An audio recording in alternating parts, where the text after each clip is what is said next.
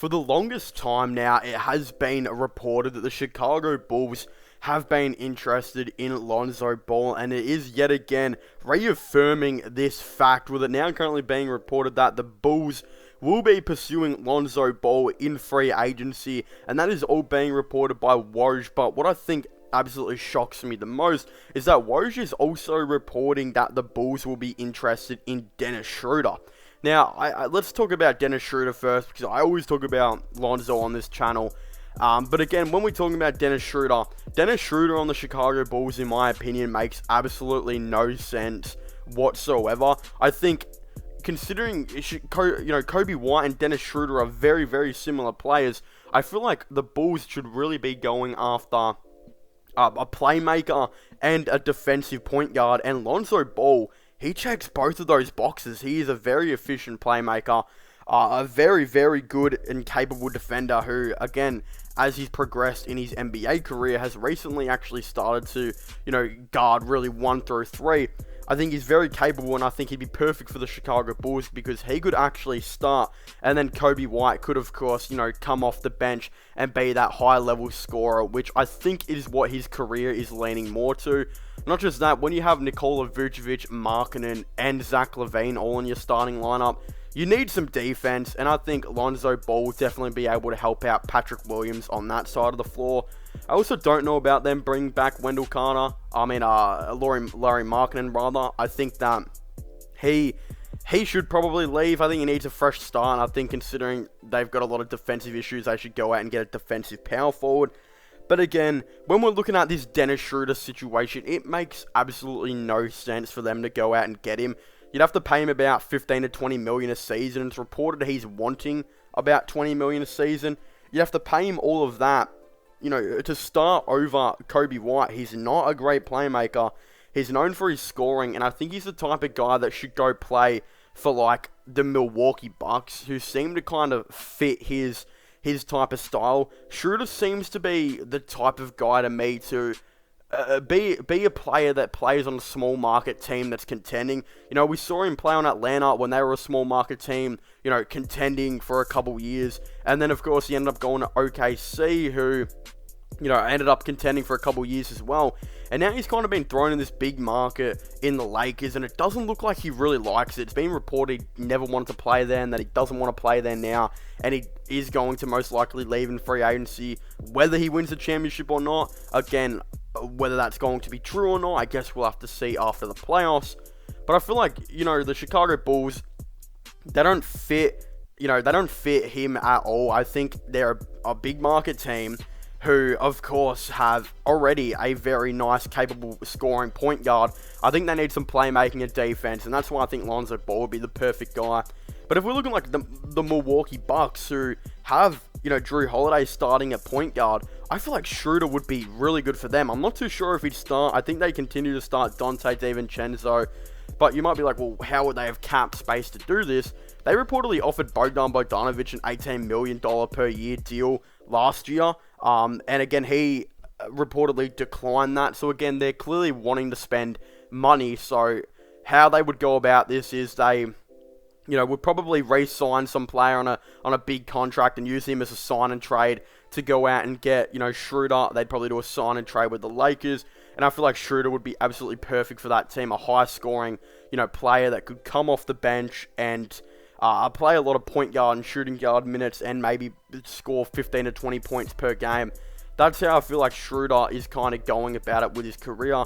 It doesn't make any sense for him to go to the Chicago Bulls as well. What does make sense is for the Chicago Bulls to go out and get a defender like Lonzo Ball and a guy who can play make. Now, I know Kobe White, he's not a bad playmaker, don't get me wrong, but I see a lot of flaws in Kobe White's game. Again, he is averaging the 4.8 assists per game, but the reason why I think he's averaging that 4.8 is because he's had players like Zach LaVine around him. If he was playing on a team that didn't have a mega superstar like Zach LaVine, his assist numbers would be so much more lower. I don't think he's as good as a playmaker as his 5 assists actually do say he is.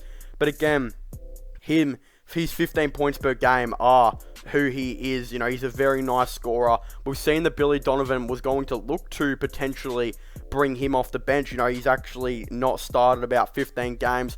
I believe the reason why they were going to bring him off the bench was to see how he could go as a scorer, and then they were going to try and get Lonzo at the deadline. Of course, they didn't get Lonzo at the deadline, but I still feel like there is a lot of time for them to go out and sign him in free agency.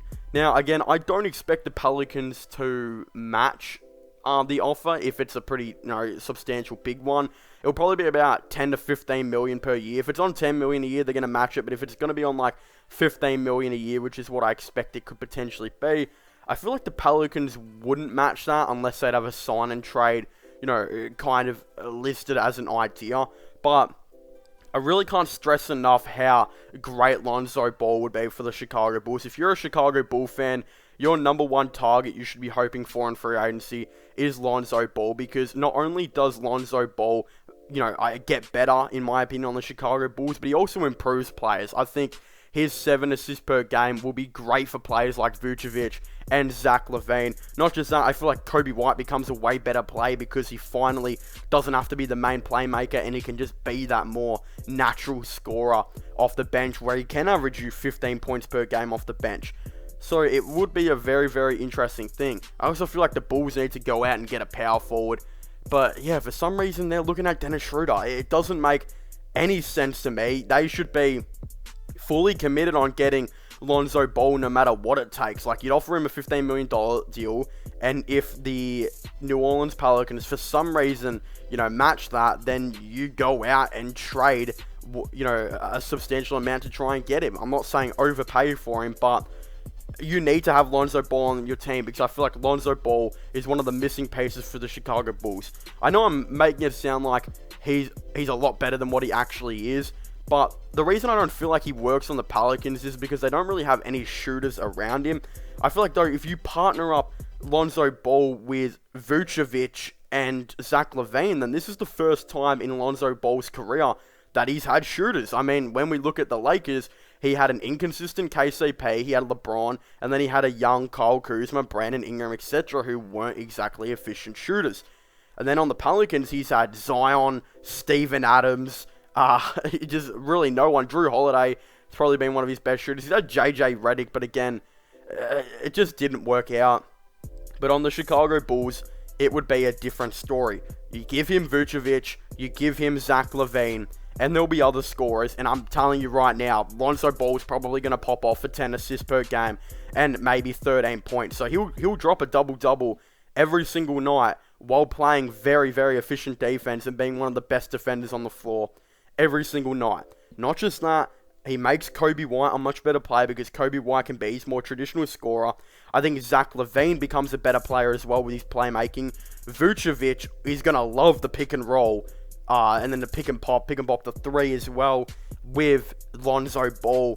It just would be a really, really good thing. I feel like Lonzo Ball's their number one priority, but also finding out what to do with Larry Markkinen. I don't think they should bring him back. I don't think he goes well with Vucevic at all. I think bringing in Vucevic, you made up your mind which one you'd rather have over the two. So Markkinen will probably walk. He'll go somewhere else. And then I think you look at getting a power forward as well in this free agency. Who that is, I don't know, but if he's a defender, I think that would also be a pretty interesting thing as well. Maybe a kind of, like 3-and-D type of guy, but he can play the power forward position. So, again, I'm not exactly too sure. They're definitely out there, but it's really hard sometimes to find that defensive power forward that can hit threes as well. I'm thinking of John Collins, but John Collins can also be very inconsistent on defense, and it's also, looked to be a pretty expensive contract, so again, this might be a situation that if you get to keep your pick, which I'm not sure if they do, I believe their pick is top 10 protected. So again, basically what that means is if it falls out of the top 10, the Orlando Magic have the pick. But currently at the time of making this video, I believe they are projected the 8th or 9th pick. So they just got to hope that stays in the top 10. Then they will be keeping their pick. And I think you really go out and try and get that power forward. Whoever knows who that could be. If Jonathan Kuminga drops, you'd obviously take him. But it could be a big stretch that Kuminga drops. It's just a very interesting thing that it is going to be to look at. But yeah, I think Kuminga as well would be a very, very cool player for the Chicago Bulls. But again, when we're talking about Lonzo Ball, not only would he average you great defense, 10 points per game, 10 assists per game as well, I think he improves as a much better player. And even this season, he is averaging decent stats. Like, when we look at it right now, Lonzo Ball, he is at the time of making this video averaging 14.6 points per game, 4.8 rebounds, and 5.7 assists. And again, those 5.7 assists, those 6 assists are hard for him to get because he has no shooters around him, like, whatsoever. He has Brandon Ingram and Brandon Ingram only. If he had, well, as the plays I mentioned earlier, I could see him having like an 8 assists per game type of season. Like, even last season, he averaged 7 assists per game and barely had any shooters. Next season, he could average like 8 to 10 per game, while I think his points might go down from like, the 14.6 right now to about the 12 type of mark. But again, his defense would be there, and he's starting to hit more threes consistently as well. He'd be a very good player to go get, especially if you are a Chicago Bulls fan. But of course, I'd very much like to hear all of your thoughts and opinions on this down below. Would you guys like to see Lonzo Ball in a Bulls uniform? Do you guys think them going out and getting Dennis Schroder makes absolutely no sense whatsoever? Or do you guys think he actually might be alright for the Chicago Bulls? Again, I'd definitely really like to know all of your thoughts and opinions on this down below. Of course, don't forget to subscribe to my gaming channel, MIRL/Long channels. And don't forget to check out my podcast as well, if you haven't already. Links for them will all be in the description down below. But as I was saying, thank you guys so much for watching this video. Make sure to leave a like, subscribe, and comment. And I'll see you guys next time. Goodbye.